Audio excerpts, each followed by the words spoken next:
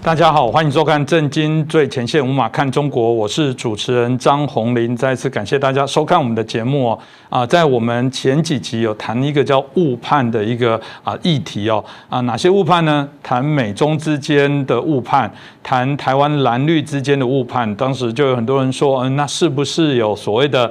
两岸之间的误判，也就是中国大陆跟台湾之间彼此有没有一些误判的一些状况啊？这个我想值得我们好好来思考一下这些问题，因为毕竟透过这些分析，彼此可以更理性的了解一下我们有没有太多刻板的，或者是发自这个所谓的这种偏执的一个状况，而产生了对一些事情的一些误解哦。所以这个值得我们好好来反思思考一下。那当然我们很开心这个邀请到我们透视中国的高级研究员，也是台大政治系的荣誉教授明居正老师再好好来帮我们解析一下误判。那明老师你好。主持人洪林兄好，各位观众朋友们大家好。老师，我想刚如果提到我们之前谈到美中的误判，谈到了这个台湾蓝绿之间的误判，我觉得引起许多民众很有很强烈的一些想象跟想法。那大家就说，那显然两岸之间应该都有许多的一些误判的一些状况。所以老师，这个课题你想从哪里开始谈呢？我想先谈谈，就是说这个误判的根源来自哪里？误判根源应该来自于这个意识形态，就双方的基本信念不一样。因为这基本信念不一样，所以导致各种各样的差异。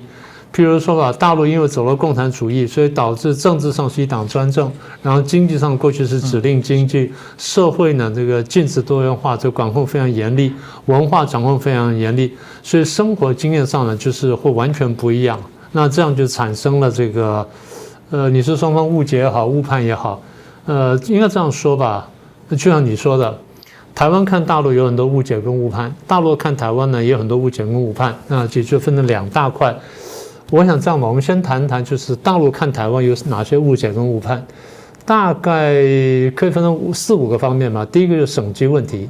就大陆或尤其是中共官方看台湾的省级问题呢有很大偏差。第二呢，这种省级的差异跟政党跟台独之间的关系，大陆有很多误判跟误解。第三呢，台湾有很多人支持统一，但大陆对台湾的统派是有误解的。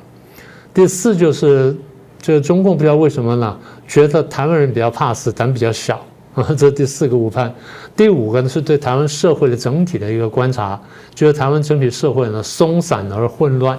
我觉得这5个大概是比较严重吧。是，那我想我们就一一的来做一些解析老师刚刚提到了台湾的省级的问题台湾省级的问题我都很好奇，这可能从中国大陆在看台湾的省级问题，我相信可能有一点不一样。那甚至省级跟台湾的政党跟台独的部分一些关联，老师是不是我们就从这2个角度来谈？好的，那个当然这个台湾省级它是这样的哈，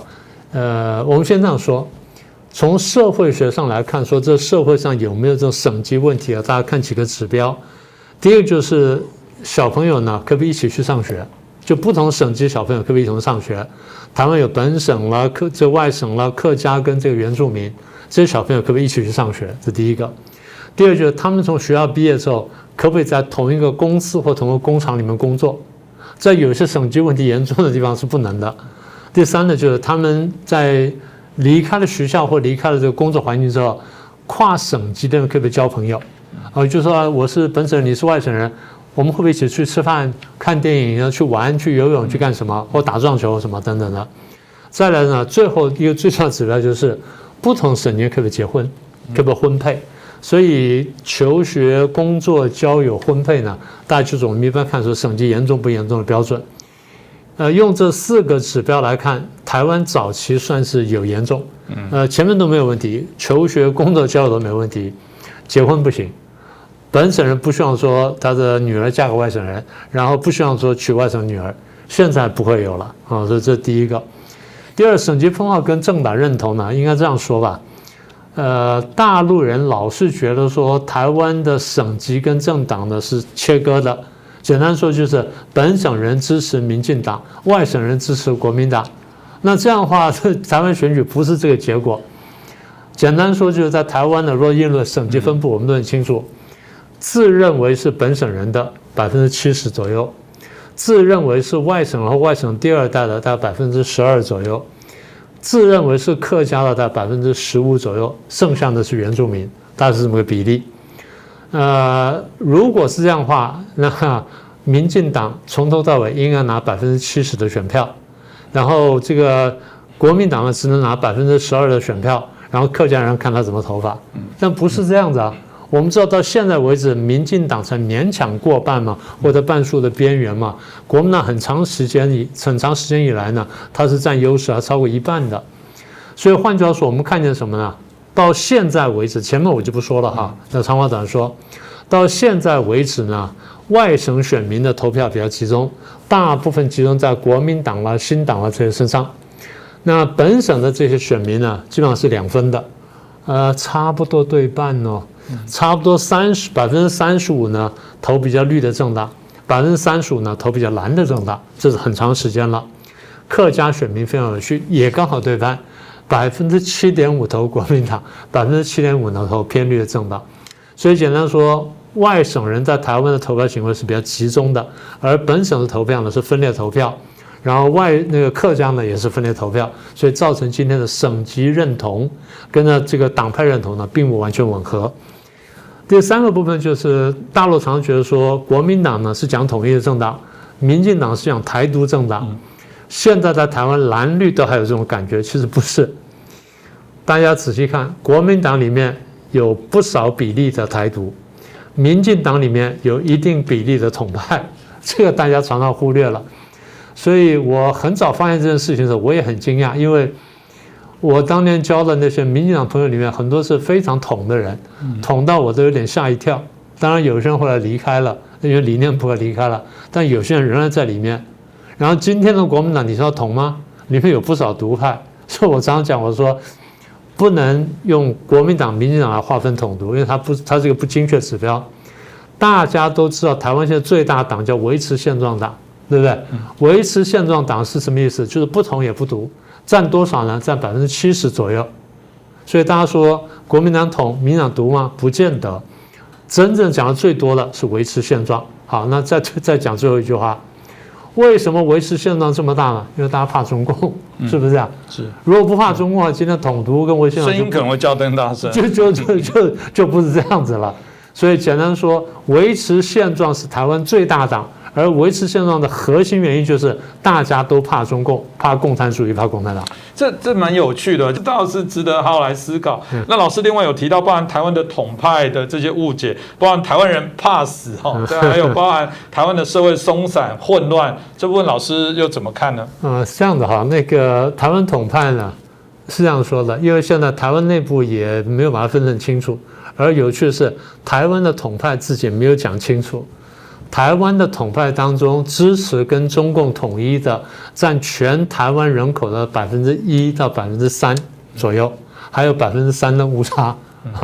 ，1到3的这个左右，还有3%的误差，所以低可以低到0，高可以高到6，0%到6%。那简单说，一般我们抓中间数字就4%到5%左右了，是这些人。那么整个支持统一的呢，占全台湾人口的15%左右。那另外10%是什么人呢？民主统一派，就是中国将来民主化的话，我们叫统一，或者说我们希望推动中国的民主化，从而将来中国统一，他是这些人。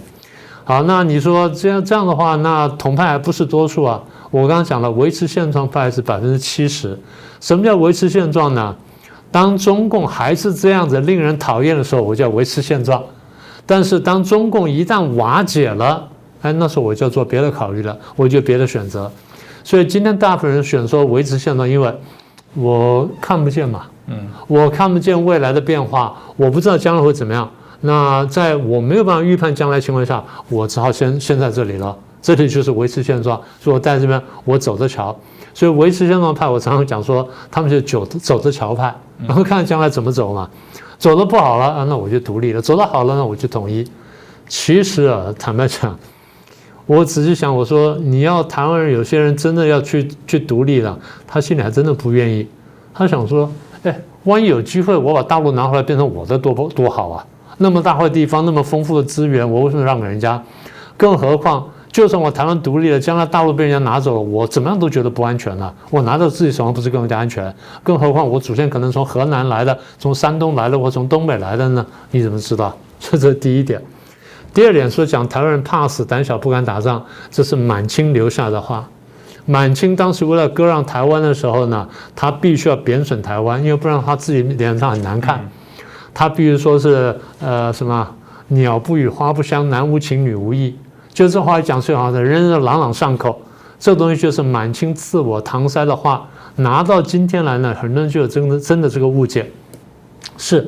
台湾人一般呢是读孔孟之书长大的，所以相对来说大家比较客气。客气并不是怕死，客气也不是胆小。你看我们每天晚上社会新闻的时候，那些小孩打架打得多凶啊，打得多厉害啊，哪有什么怕死啊？这第一个。再一个就是这个台湾呢是一个移民的社会，大家常常低估这一点。台湾在200-300年前，甚至更早时刻，那汉人从大陆移民过来的时候呢，当时台湾是没有开发的。当时来这批人呢，筚路蓝缕，一磧三林，他必须是开辟呢，他才能生活。一方面就是要跟原住民呢互相竞争土地啦，竞争水源啦，竞争什么？然后呢，漳州人跟泉州人呢也竞争土地、竞争水源、竞争资源，所以械斗非常严重。在那个时候呢，你完全看不见台湾人怕死。然后日本人当时要打台湾的时候，要占台湾的时候呢，台湾人起来抗日呢，抗得非常勇猛的，所以你也看不见什么贪生怕死。所以中共这样讲呢，是为了让我们自己没有志气，这第一层。第二层呢，武汉肺炎的时候呢，我们大家自主封城。他说啊，你看台湾人怕死，然后中国人就说，你看台湾人怕死是什么？哎，不是，那是我们自律性比较强。我们大家觉得说，我们第一我们要保护自己，第二我们要保护别人呢。不只是怕死，我们出来大家戴口罩，不只是保护自己。我们常讲说，戴口罩是保护自己，保护别人嘛，我们是这么说的。所以台湾人坦白说呢，受的这个儒家教育比较重呢，比较帮别人考虑，那比较和气。和气并不等于怕死。当我们面对侵略的时候，我们大家站起来的时候，你就晓得我们怕死不怕死了。那刚刚讲说是怕死问题。第三那个部分呢，就是中国人说台湾社会呢，松散而混乱。这个就我刚讲的意识形态的使然。中共因为相信共产主义，相信一党专政，相信严厉统治，相信暴力统治，所以当他被暴力统治然后高压下去的时候，社会看起来是完全井然有序的，一点都没有动乱。譬如说投票，国民党譬如说拿了50.1%的选票，民进党拿了49.9%的选票，或者反过来，民进党拿了51%的选票，国民党拿了49%选票，然后在议会里打架，在立法院打架，在街头上抗争，大家说啊，台湾社会松散混乱，不是，因为这个是游戏规则。大陆呢，反过来说，他连3000票投给同一个人，3000票投给同一个党，到哪一天你让有自由意志的时候，你看这会不会这样投票？好，刚刚是第二部分，所以第三个部分呢，中国人会说台湾社会松散而混乱，这就是非常标准的从意识形态角度看出来的这个结果。他们看见台湾社会会示威游行啦，会动荡啦，然后这个议会里面会打架，觉得说台湾社会混乱了，然后非常松散。因为他们看惯了集权统治，在一党统治高压之下呢，所有事情表面上看起来是井然有序的。但是，一旦呢，如果爆起来的话，那个混乱是不堪收拾。民主社会里面允许各种利益呢交叉切割、彼此竞争，但是我们有游戏规则。所以我记得在之前我就讲说，台湾社会看起来很乱，但是我们照着游戏规则来玩。但有了游戏规则之后呢，大家乱到一定程度反而停下来。集权社会没有这游戏规则，表面上看起来是很严整，但一旦乱起来的时候，那是真正不可收拾。所以他们看台湾社会松散而混乱呢，这是极权主义眼光的扭曲。这个我想也是让大家可以理解一下。当然，我们刚刚谈到许多是中共对于台湾的一些误判当然回过头来说，那台湾难道没有对于中国、对中共的误判吗？老师，这部分您怎么看？当然有了。第一个就是，其实我们常常不知道他们是共产主义国家。我们又知道又不知道，也就是说，我们常常不知不觉的说，它只是另外一个国家，就忘了它那共产主义的特性。这是一个最根本的问题。但从这里衍生出几个误判第一个误判就觉得说，大陆非常强大，无所不能。第二就是大陆经济非常好，而且会越来越好这个东西现在很多人还这样相信。第三呢，大陆是一个广大的市场将来还很有机会。第四呢，我们不要去激怒中共否则会倒霉。然后第五就是我觉得最夸张就是很多人不知不觉的说，大陆这个共产政权一党专政呢会持续下去，不会崩溃，不会倒。这个我觉得是最荒唐的。那我先谈谈第一个哈，就觉得说大陆强大无所不能。大陆因为是一党专政，文宣什么都控在手上，所以你要想什么，你要知道什么，你要听什么，我都告诉你。在这之外，你没有你自己想的材料，所以我用文宣来宣传了，你最后就整个被洗脑了。大家注意到，所有的暴政在瓦解之前看起来都非常强大的，这我们有机会再详细说。所以中共文宣要不断吹嘘自己强大，因为他认为说，一旦我的弱点被暴露之后呢，那可能我就出问题。所以第一，他文宣吹嘘，而大家被文宣听惯了中共文宣之后呢，被文宣洗脑之后呢，大家习焉不察，这第一个。第二，大陆的经济呢，我简单说，有特权的问题，有法治的问题，民企经常会受到欺压，然后核心的技术比较弱，然后市场经济没有建立，所以大陆经济没有表面上看起来那么好，它是一时的繁荣而已。政治的问题更大，我们过去多次讲过，一党专政、派系斗争、残酷统治，最后变成压力锅。一旦爆发出，你看苏联、看东欧就很清楚了。军事是现在中共最喜欢拿出来宣传的东西啊！你看我盖海军的舰艇非常快，一年列1-2条，什么像下饺子一样快得不得了。然后现在我要盖航空母舰等等，非常令人惊讶等等。然后跟美国争霸，所以所有东西必须显示强大，因为它一旦露出弱点之后，就像我刚刚说的，大家觉得有机可乘。而苏联给我们一个很好的教训。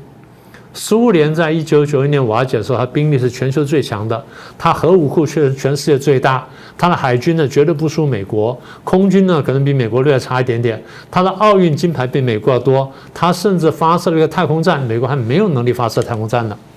所以你怎么说？是这个部分，我想也是一个我们看到台湾对中国的一些误判的延伸的部分哦。当然，赵老师刚刚提到，其实中国经济的部分。显然还是有许多的一些问题哦。真的吗？中国的经济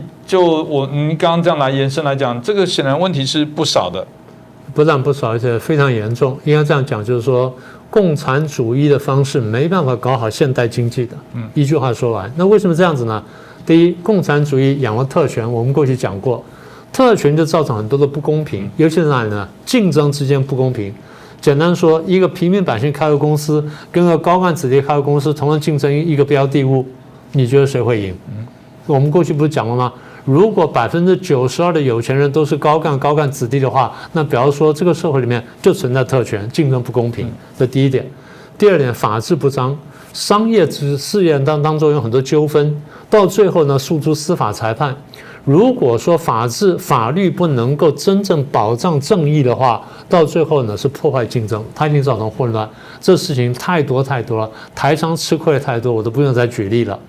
第三呢，我一直跟大家讲，我说大陆最后是相信国营企业的，民营企业非常危险。很多民企老板前几年跟我说没有事，我说你小心，第二次公私合营要来了。现在呢来了，对不对？这几年呢，大家看到非常厉害。再来就是市场经济，我们说适合于现代工商社会的经济结构，必须是一个非常完美的市场经济。今天这个是我长话短说，在大陆呢，因为刚才那些原因，市场经济并没有建立，所以最后竞争是不公平，而竞争是危险的。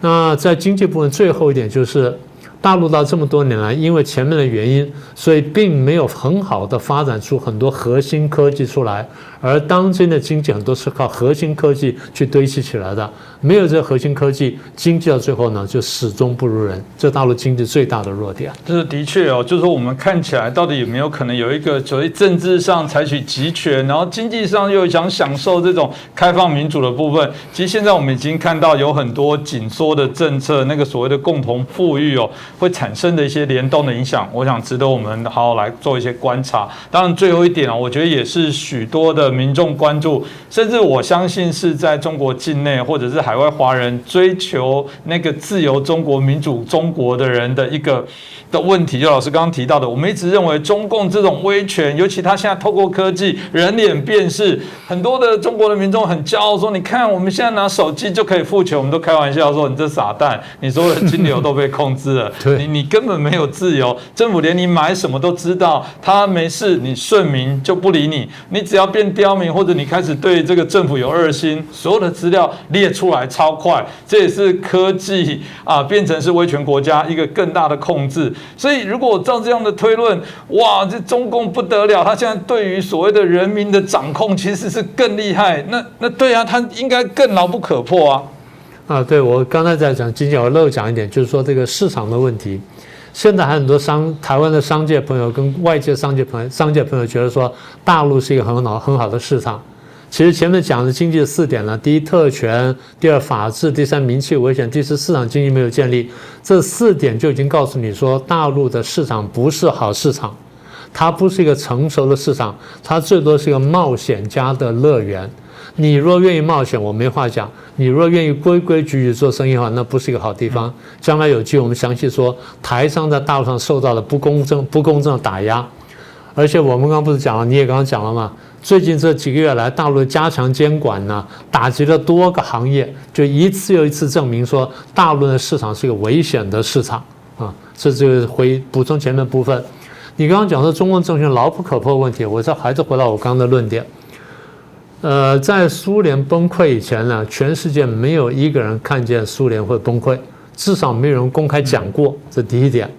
第二点呢，中共目前内忧外患非常多，我们过去节目上一再数了，大家回去看看我们节目就知道了。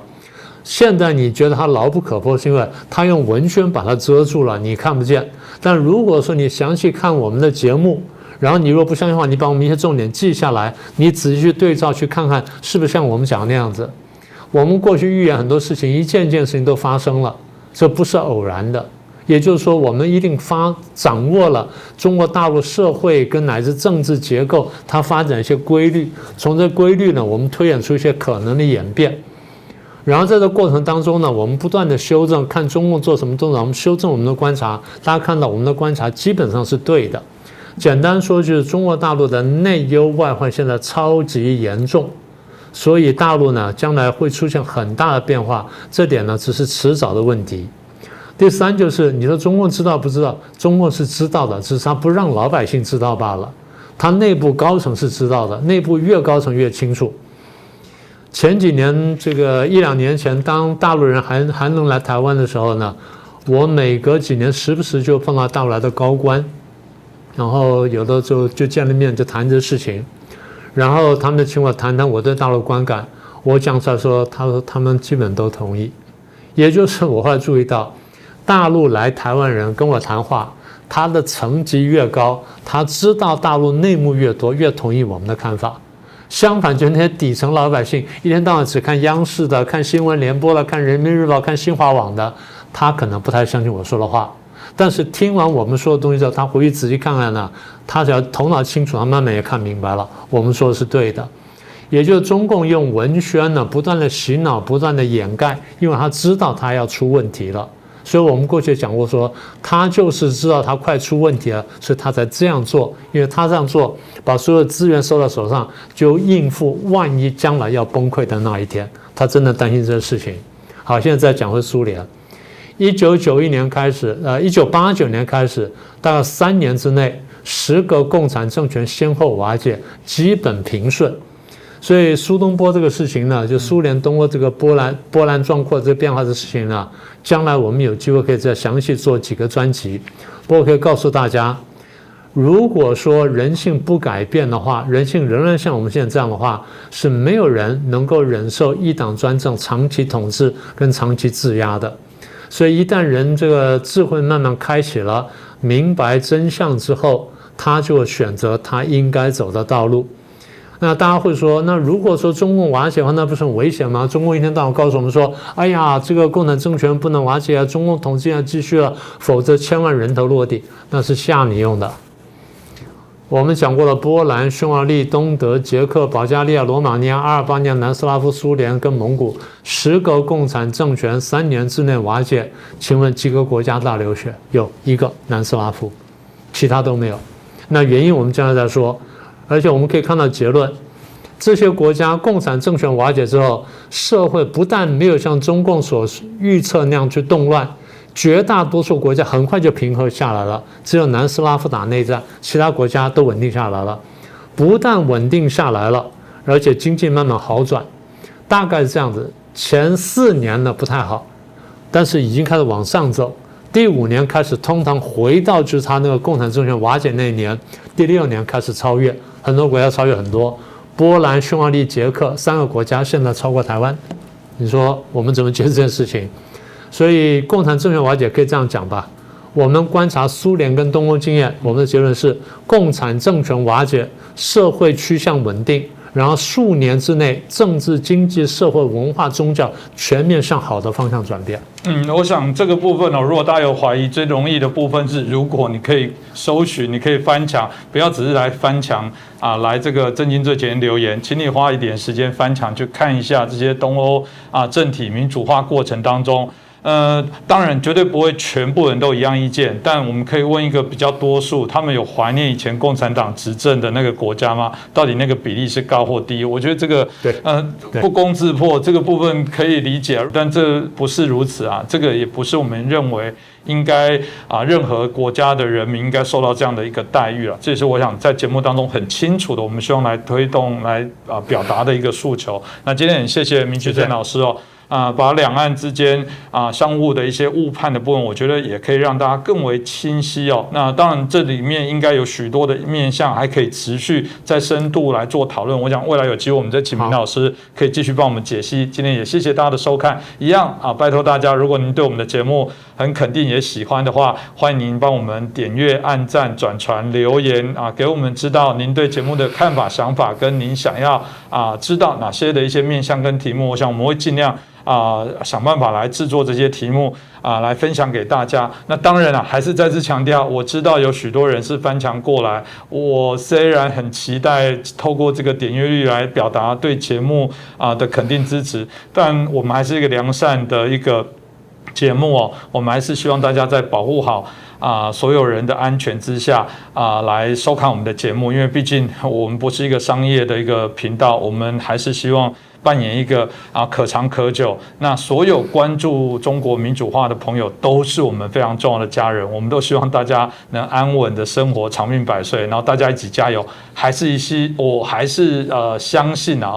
我们这样的想法，假以时日，终将成林，一定会聚沙成塔。我们继续一起加油。再次感谢明老师，也感谢大家的收看。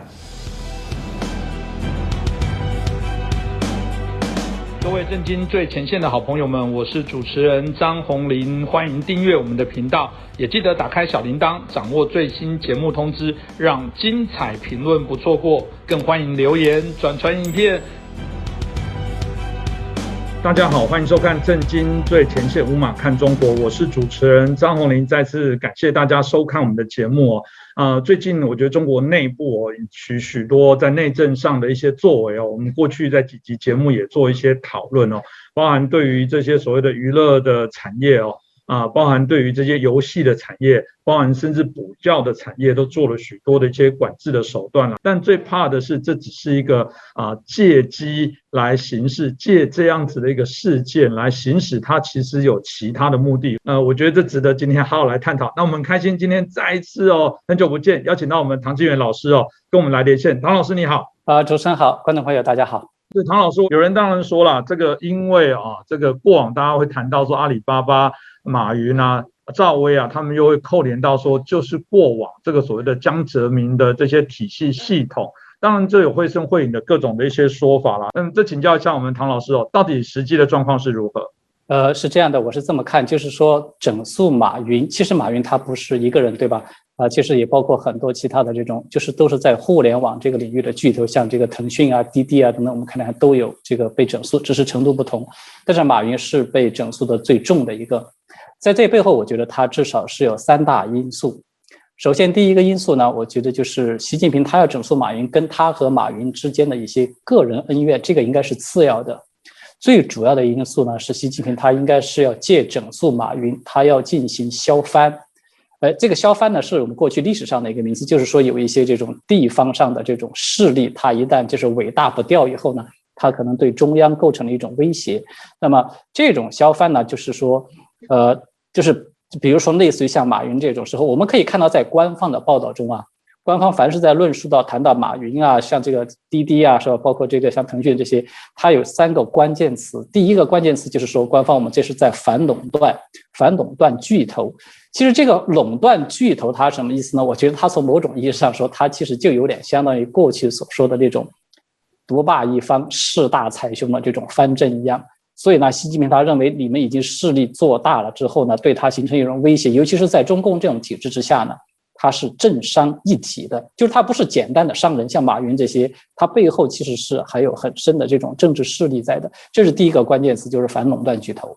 第二个关键词呢，他官方把它叫做说是这些资本都出现了无序扩张，对吧？这个无序扩张，其实我们就凭这个字面上，你都可以看到它的一个含义在里面呢，就是这个控制权它不在当局的手里，所以它叫做无序的。如果说这个控制权是在当局的手里，他就会觉得这是属于有序的扩张了。所以呢，这种无序扩张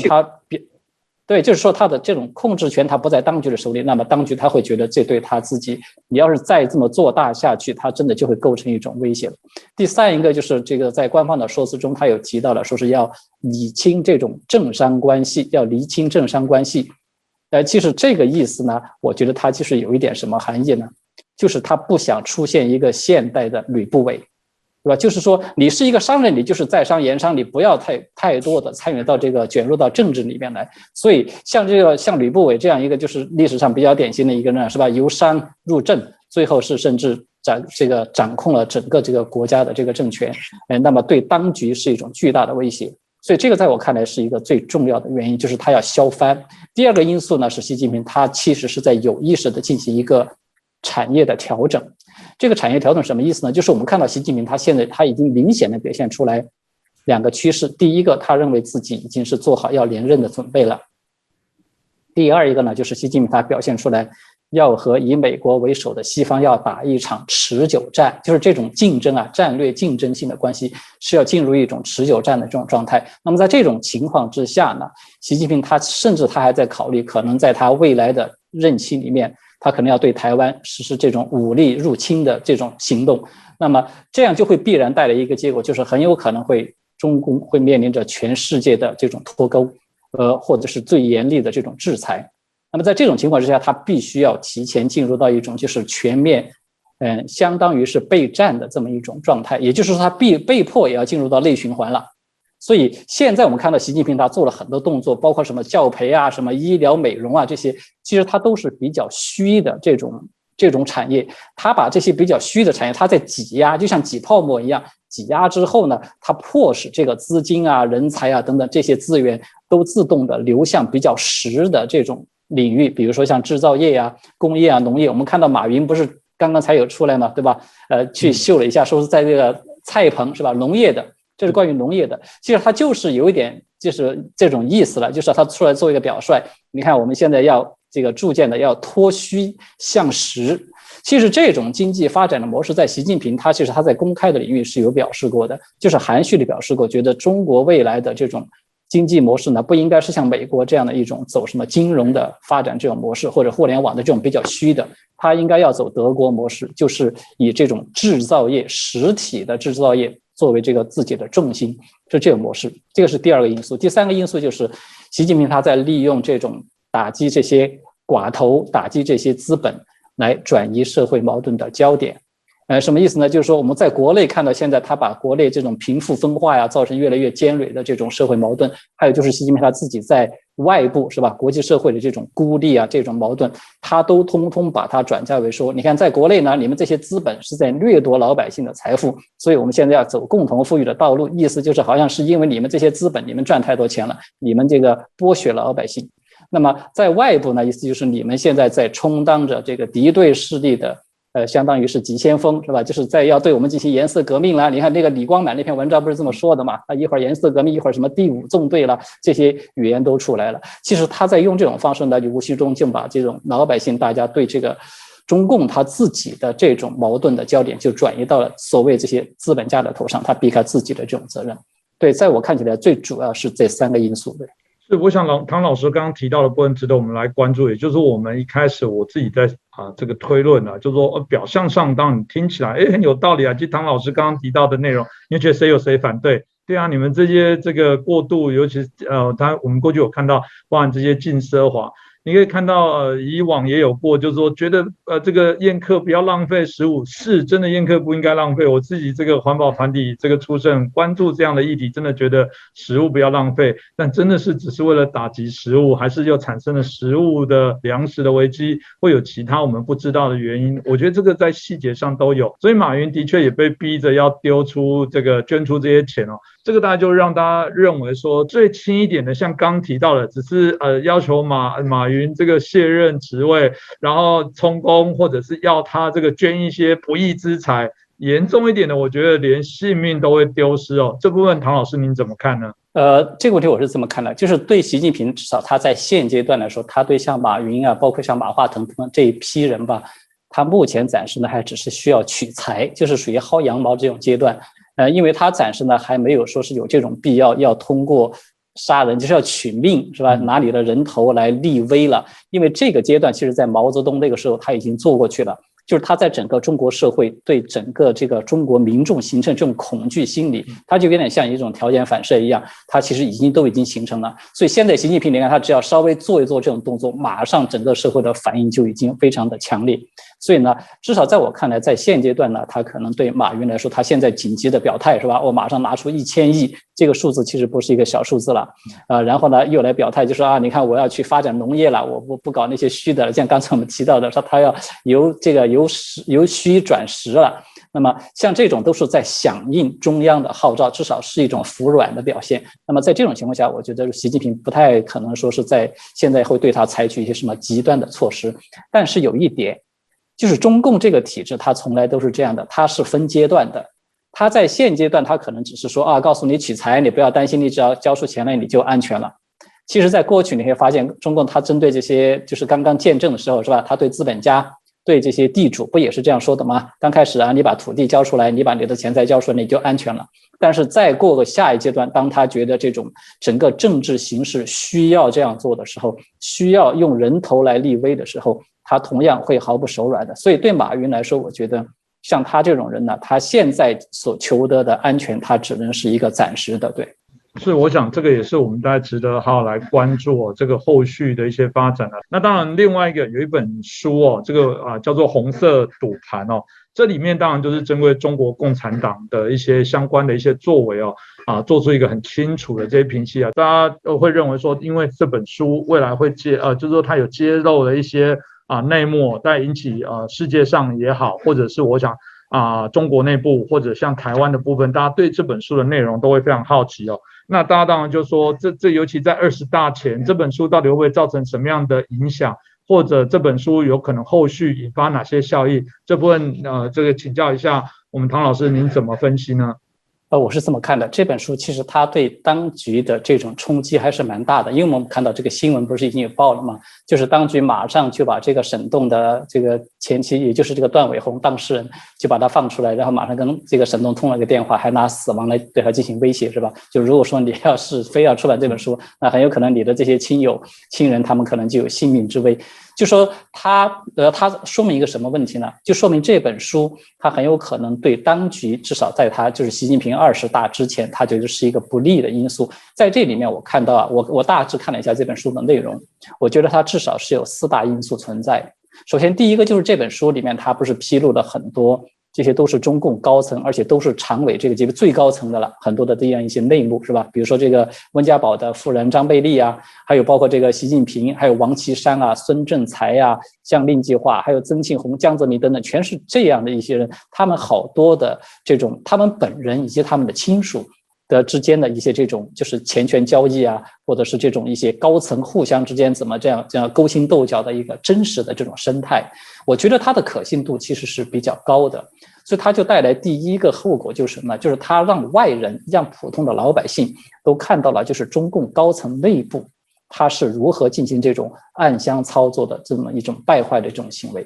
这个对中共的形象其实毫无疑问是一个比较重大的打击，这个是第一个因素。第二个因素呢，就是我们看到这本书里面，它其实还揭露了很多这些红色权贵们，是吧？就是这些高官他们的亲属其实相当于利用他们的亲属去作为一个代理，然后去进行钱权交易啊，比如说利用内幕消息啊，还有利用这个自己手里握有这种像监管审批的这些特权吧，各种各样的特权，一夜暴富，甚至是一夜就暴富到富可敌国的这样的一种程度。这样的一个内幕，它对中共合法性的打击，我觉得它是非常大的。尤其是现在我们看到习近平不是还在提嘛，就是说要这个共同富裕，意思就是你们这些有钱人要去帮助这个穷人，要去带头，要去帮助他们。其实这本书他出的就相当于告诉大家，在中国大陆这个社会里面，谁才是真正的有钱人？这些所谓企业家啊，像什么马云啊等等这些人，他们其实都不算，他们只是都是前台的，或者是手套，或者说只是说攀附着权贵来发了一些财的这种红顶商人而已。真正有钱的其实是这些官员，尤其是这些高层官员，他们真的是富可敌国的。这个是第二个问题。第三个因素呢，就是我们看这本书里面，它有特别吸引人的一段这个内容，就是他特别提到了这个孙政才，是吧？孙政才呢，他和胡春华都是被视为当时是接班人的，作为来培养的嘛。两个人，那么孙政才呢就和这个对这个胡春华他就有一些这个搞一些动作，他就特别这个拉拢这个段伟宏，是吧？对这个胡春华去进行一些相当于就是我们说的现代的宫斗剧了。就这种宫斗剧呢，当然这个大众啊老百姓看起来他当然是非常戏人，这个可不是戏，这个是非常真实的，就是中共高层红墙里面的勾心斗角，是吧？各种明枪暗箭的。所以它就会带来一个问题，就是什么？它很有可能会让习近平他产生一种联想，因为大众他很有可能也会联想到这一点，就是习近平当初他上台，他能够成为这个接班人，是吧？不是他和薄熙来之间其实也是有这种很类似于孙政才和胡春华的这种情形，那么他们之间是不是一样也有类似这样的，就是明争暗斗，是吧？你争我夺的这些，就是比较说是比较龌龊的，就不能够见光的这种行为呢？他对习近平的形象毫无疑问肯定是一个打击，因为习近平现在我们看他正在给自己造神嘛，对吧？正在这个树这个个人崇拜，所以呢，你这样的一种形象，那你看你就是这个搞阴谋诡计的这种人的话，那个对他是不利的。第四个因素呢，就是这本书里面它其实涉及到的人呢，他不仅仅是一些退休的高官，它其实也涉及到了很多现任的，比如说刚才我们已经提到的是吧，像习近平、王岐山，还有习近平的这个就是算是他的亲信陈希啊等等这些人，还有胡春华等这些人，这些都是现任的，而且很有可能他们在这个即将到来的20大，可能他们都是有一些安排，就是有一个人事布局在里面。如果说这本书里面对他们其实很多一些不利的这种新闻要是被披露出来、被曝光的话，那么就有可能会影响到这些人的这种前程，它可能会引发政治局内部的一个变动，甚至严重一点说，很有可能会引发整个20大人事的这种布局，整个它可能都会因此而发生改变的。这个可能它就相当于打乱了习近平的一个打算一样，这个对他来说，他就是更大的一个威胁，他是不愿意看到的。所以这本书我觉得就是无论是对大陆的是吧，就是我们华人吧，就是比较了解中共的这种政治生态的，还是对西方人他们普遍其实对中共，因为中共长期都是暗箱操作，他们基本上不太清楚这个就是中共高层内部是怎么一种运作的方式。我觉得这本书其实它还是有蛮大的一种这种参考价值，它让人看到了中共内部哪怕只是一个局部，但是它也可以让很多人就是说可以让很多人可以知道，就是中共内部它的这种运作往往是超出我们一般人的想象的。对，是，我想这本红色赌盘大概值得大家如果有兴趣这个未来都可以来阅读。那很多人都喜欢骂刚刚说习近平草包，习近平这个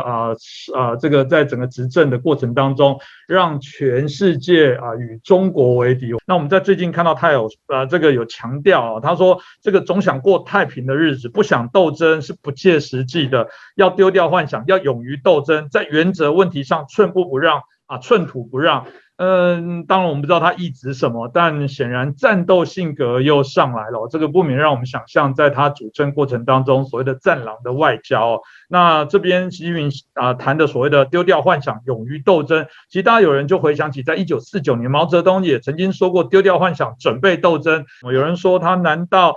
必须在20大前，他为了要巩固他确定可以再连任，他要这个推动中国新一波的所谓的再毛化的运动，是吗？这听起来是还蛮吓人的那这部分我们也请教一下唐老师，针对这个部分你又怎么分析呢？这个事情我是这么看的，就是我个人的看法，我认为习近平他在接下来的这段时间之内，就是未来的这段时间，他会确定要做的几件事情。首先，第一件呢，就是我们基本可以确定，习近平他现在达成连任呢，基本是没有什么悬念的。所以呢，我们就可以预见，就是在习近平他当前所做的这种政策的一个整体的，他不是在左转嘛，他甚至会越来越走向极左的这种趋势。这个大的趋势不会变，当然在这个过程之中，可能他会局部的，有时候他根据情况，是吧？比如说反对的这种声音太大了，他可能会稍微的调整一下，或者是做样子。但是呢，大的这种在一个相当我们可以预见，至少在他下面这个任期10年，未来这个10年任期之内，这个越来越左的走向极左这个趋势它是不会变的，他一定会往那个方向走。第二个就是他肯定要做的事情，我觉得是习近平他自己都已经公开说了。要么就是在他的有生之年，如果说要是快一点的话，是在他的就是下一个任期之内，他要就是所谓的收复台湾，也就是要武力攻台。因为现在这个我们谁都非常清楚，是吧？就是要通过和平的方式，所谓的达成两岸的统一，这种可能性基本是已经不存在了。所以呢，这个是习近平他要做的第二件事情，他要在他的下一个任期之内，或者说是就是快的话，他会要达到武力攻台。那么他就会带来一个最大的问题，就是在我看来，他最高的风险很有可能就是下一个的5年。也就是说，主要就是这个跟美国总统有关系了，是吧？我们大家都看到这次拜登啊，他在这个阿富汗撤军表现出来的这种就是完全是没有一个计划，也没有这种能力，就是可以说是非常混乱的这么一个失败。那么这样一来，其实甚至包括连美国的盟友很多都会认为，拜登基本上可以说就是最无能、最软弱的一个美国总统，基本上是这样。但是这个对习近平来说，他其实可能会产生一个作用，就是会刺激他，会鼓励他，就是会让他觉得自己遇到了他经常所说的那个叫做战略机遇期。尤其是在现在，他们可能综合衡量，是吧？一方面呢，这个疫情，我们看到美国的疫情一直居高不下，是吧？这个疫情呢，它可以说是重创了美国的国力，同时又遇上了这么一个可以说是最软弱无能的这么一个总统，再加上这个现在的美国的所谓这些盟友吧，尤其是这次阿富汗事件以后，都表现出了对美国的有一些离心力在里面的。所以呢，我觉得习近平他可能认为，在未来的这段时间，可能是他最好的一个机会。也就是说，不管怎么说吧，是确定了习近平他就是要武力攻台，这个是习近平他认为他在有生之年的一个他必须要拿到的所谓丰功伟绩，这个是他已经明确的在19大就提出来的，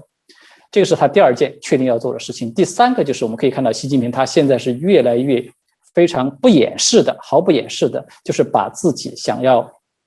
取代美国，要重置整个世界秩序的这种格局，这个所谓的斗争，刚才你提到的，他要把它进行到底了。也就是说，从某种意义上讲啊，习近平他其实现在他想要打一场非常规的世界大战。这种世界大战呢，它和以前不太一样，是吧？以前都是明刀明枪的，就是炮火连天。他现在呢是打一种就是他们自己所说的那种超限战。那么在这种情况之下，他其实就是要让整个大陆逐渐的进入到一种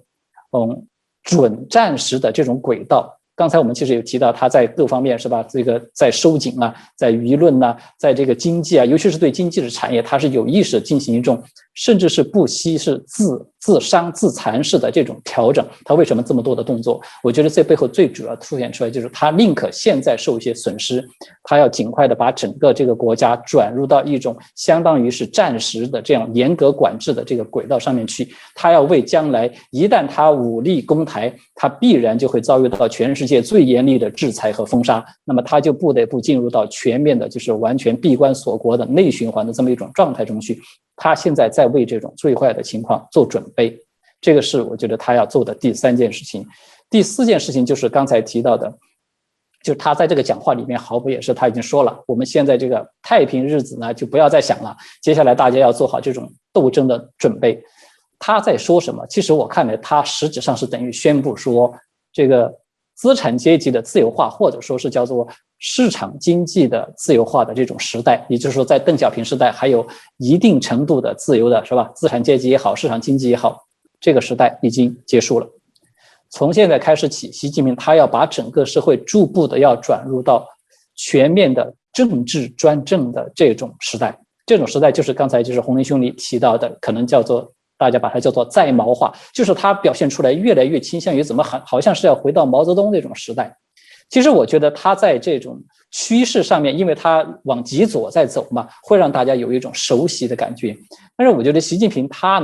这种专政啊，他所希望的专政呢，他还不同于毛泽东这个文革之中那种大规模的失去了秩序的这种，就是整个社会的大面积的这种动乱，他不想要这种模式。他想要的是什么？他想要的就是由他这个当政者可以严格所控制的精准打击式的这种专政，它是这种。也就是说，最终其实要进入到一个比较超大号的像朝鲜这样的一种模式了。我们可以看到朝鲜现在是一种什么模式呢？朝鲜从某种程度上讲，它确实有点像文革，就是他最高领导人是吧？这个党魁他享有一种绝对一尊的绝对是一言九鼎的，没有任何人敢反对的这种独裁的模式。但是呢，朝鲜呢，它又没有出现这种大规模的像文革那样的这种社会的动乱。这一点我觉得可能是习近平他比较向往的，他非常想自己能够达到就像金三胖一样的这种至高无上的地位，同时呢，整个社会又牢牢的都控制在他的手上，不至于说出现像毛泽东当年这样的整个社会全乱套，是吧？政府都几乎是处于瘫痪的这么一种状态。也就是说，在有序的这种控制之下，所以这种文革，我把它叫做就是一种柔性文革了。就是习近平，我们可以说他其实的确是在有点像复制这种在毛化，就是像毛泽东的文革这样去进行一个演变。但是呢，这种文革呢，它是一种可控的，一种渐进式的柔性文革，所以我们可以把它叫做就是习近平式的文革。对，是，我想刚刚唐老师我很清楚的针对几个面向帮我们分析这段期间中国或者我们谈到的是中共，或者说我们谈到的习近平显然在做一个很大的红色赌注不只是针对中国内部进行许多的我们认为更毛化的这些作为甚至我们也明显的感受到它不只是对中国内部，它甚至对世界上都伸出了手爪。每次他在骂这个国外常被管辖，事实上中国藉由经济崛起之后，常被管辖的领域更不会少。其实我们也很担心美国尤其特别刚刚唐老师有提到这个拜登到底是不是真的有觉醒是内部大概就后续有许多我们所担忧的一些发展。再次感谢我们唐杰元老师接受我们的访问，那就再次谢谢老师。好，谢谢黄亮，谢谢朋友们。